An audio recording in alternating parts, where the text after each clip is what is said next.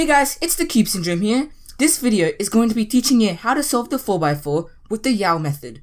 Now, there are two prerequisites you need to know before I can hop straight into this tutorial. The first one is you know how to solve a 3x3 Rubik's Cube using the CFOP method. The second one is that you understand cubing notation.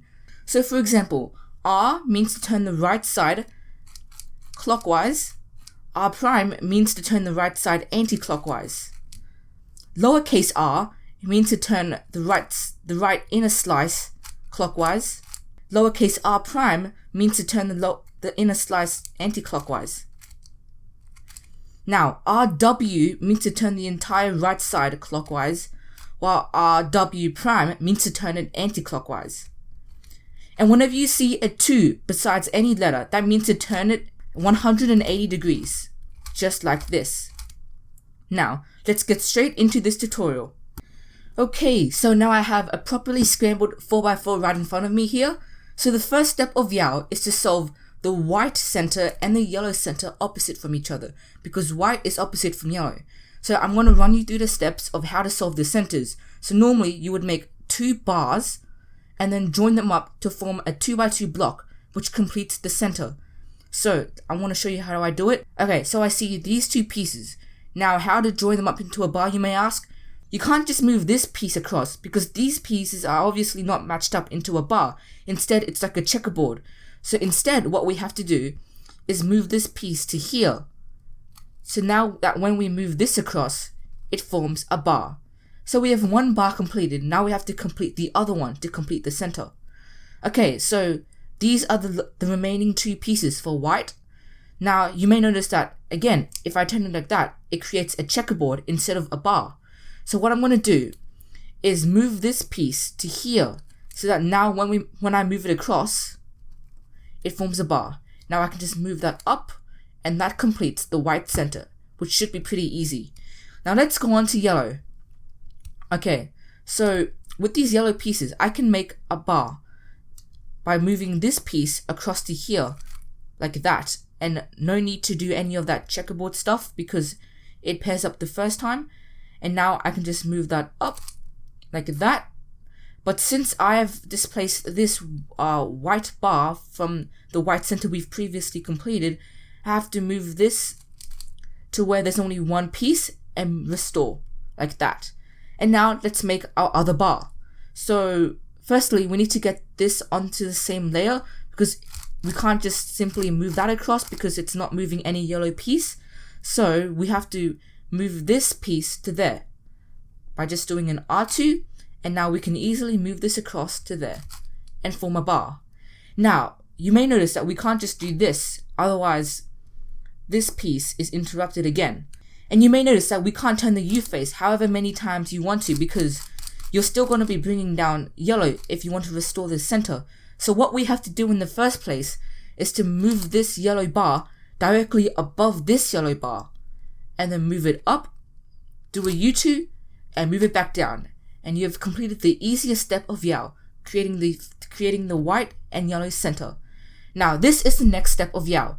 It's to create 3 white edge pieces, just 3. Now this involves some edge pairing, so you have to find 2 white edge pieces. I'm going to try to do that right now.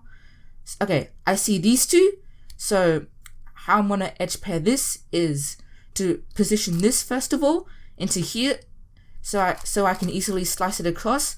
Now I need to move this piece down to here, so that I can slice this across and form that edge.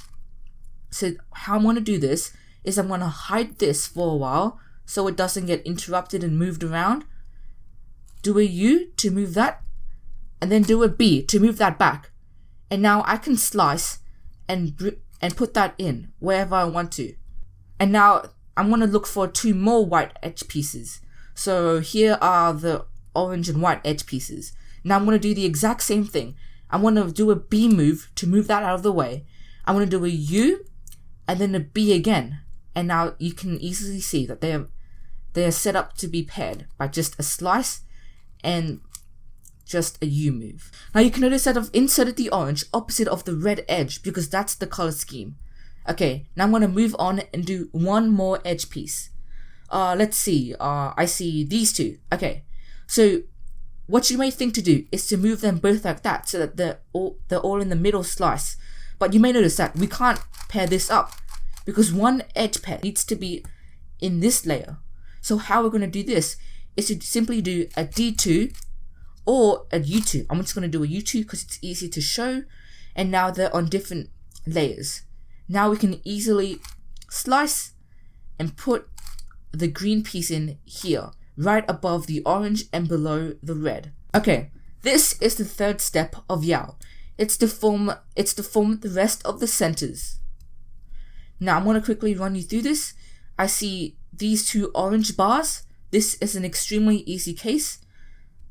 I have to move this up so that there's an empty slot at the top, and then do a U2. And then I can just move this down by just doing an RW moves. Next, I can do the red center.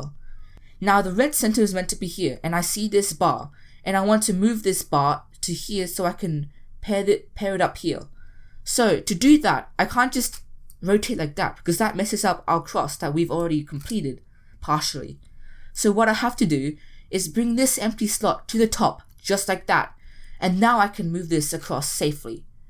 And now I'm going to bring this back down because I'm going to be doing some U moves here. So I'm going to bring this down like that and get rid of that, do a U2 and bring that back up just like that. And now I see this, which needs to go into there. So I'm going to do an L to make the empty slot here, and now I can safely turn this front face like that. And now this is positioned directly below the L shape, and now I'm going to do this to bring that up and solve it. Okay, now I have the green and blue left, and this is where the color scheme comes in handy as well. So green is above orange, so this is supposed to be the green, so I'm going to do the green right now. Okay, so I'm going to bring this piece up to here, and then do a U move, and then bring it back down to form an L. And now I don't have to move this across or anything because the empty slot is already at the top. So I'm going to do a slice move from the R side, do a U, and then bring it back down. So now we have this L, and the remaining green piece is here. Now I have to move this empty slot all the way down here, move this green piece down to the bottom right because the bottom right of the L is there. And now I have to move this back up since the rest of my U moves are going to be here. Bring this up, do a U, and restore just like that. Okay, so this is the next step of Uw, which is where we solve the last white edge piece. Now we need to get one piece in the top and one piece in the bottom, or vice versa, just like that. But what we can't have is something like this, where we have both of the pieces in the bottom layer, or you could have a case where both of the pieces are in the top layer. So how to solve this is you need to apply an algorithm, which basically flips this edge all the way back to the top, where it can be sliced and solved. So the algorithm goes like this. And now you can notice that this piece is at the top. Now I'm going to slice this over to match this up, bring it up like that, and then restore the centers so we don't mess anything up. Now, just like how we would solve a 3x3 cross, I would just put this in, and now your cross should be completed. Okay, so this is the next part of Uw. It is dubbed Uwduction, and this is where Uw really shines and shows its speed. So the method I'll be showing you today is called the 3-2-3 method, which could be quite advanced to learn if you're a beginner, but trust me, the benefits are real since this is super fast. Okay, so basically how it works is you solve 3 edges at a time with your first slice and slice back, then you solve 2, and then you solve 2 again, but since the third one is solved by default, it's called 3-2-3. And now I'm going to run you through how it works. Okay, so basically, you notice that if I slice, I can put this corresponding blue and yellow piece in here, just like that, and when I slice back, this is solved. But trust me, we can go one step further from that. So you can see here that the green and orange piece could also be solved with this piece, which is quite lucky because I didn't have to do anything. But normally you'd have to find this piece and inserted the correct way at the bottom so that it could be easily sliced like that and be solved. And we're going to go one step further from that. So you see here, the red and yellow piece needs its corresponding red and yellow piece here. In our case, our one is here, which is in the incorrect position. We need it to be here. So what I'm going to do is apply the flipping algorithm I showed you guys before to move this piece down to here. Okay, now I can easily slice just like that, and I've solved 3 edges. Now I have to solve 2 more edges, just like the 3, 2, 3 implies. So I see these 2, so I could insert this just like that, and then move this across, which solves that. Now instead of in reduction, like moving this up and replacing it with an unsolved edge, what we're going to do is notice that when we slice back, this piece moves over. So what we can do is find its corresponding piece, in this case the yellow and orange, move it down into the opposite layer, and now that when we slice back, we've solved that, hence solving 2 edge pieces. Now this is the last part. Now I'm going to do the exact same thing. I find the blue and red, and now it needs to be solved with its corresponding blue and red edge piece. So what I'm going to do is put that in just like that, move this across, and before I move this back, I notice that this can move back, so I'm going to put this piece in over here, just like that, and slice this back. And you notice that I only had to solve 2 edges for that last bit there, but the third one was solved automatically. So that's pretty nice. And now you're left with the 3x3 stage. So I'm gonna let you do that.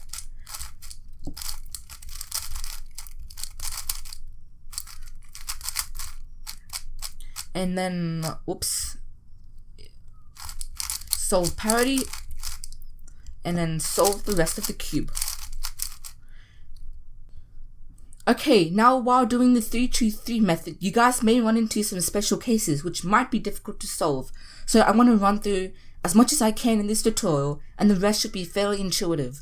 So basically, the first one is if you already have an edge solved while you're slicing and then inserting your edge pieces and then slicing back.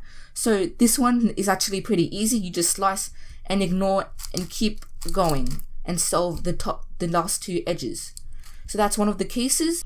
Okay, so basically another special case you can run into is when you're slicing and you find that an edge is solved while you do that. So basically what I would do for this is just take it out and replace it with an unsolved one, where you can just keep solving your edges just like normal. Okay, so this is another special case you can run into where when you're pairing your edges and you need to insert that corresponding blue and orange piece right here, but then you find out that it's actually back over here connected to this piece. So the only way you could pair this up is if you actually move back and then take it out, replacing it with yet another empty slot, and then slicing back. So that's basically how you solve that awkward case. Now the rest of the 3x3 stage should be fairly self-explanatory, except when you get to the last layer, when you may encounter something called parity.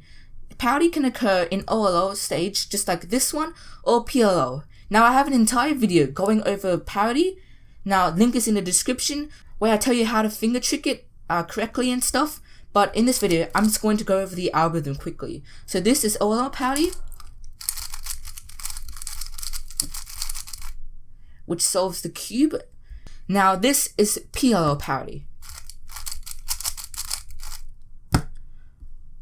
I hope you guys have enjoyed this long tutorial on how to solve the 4x4 with Uw. If you've enjoyed, please like and subscribe. See you all in the next video.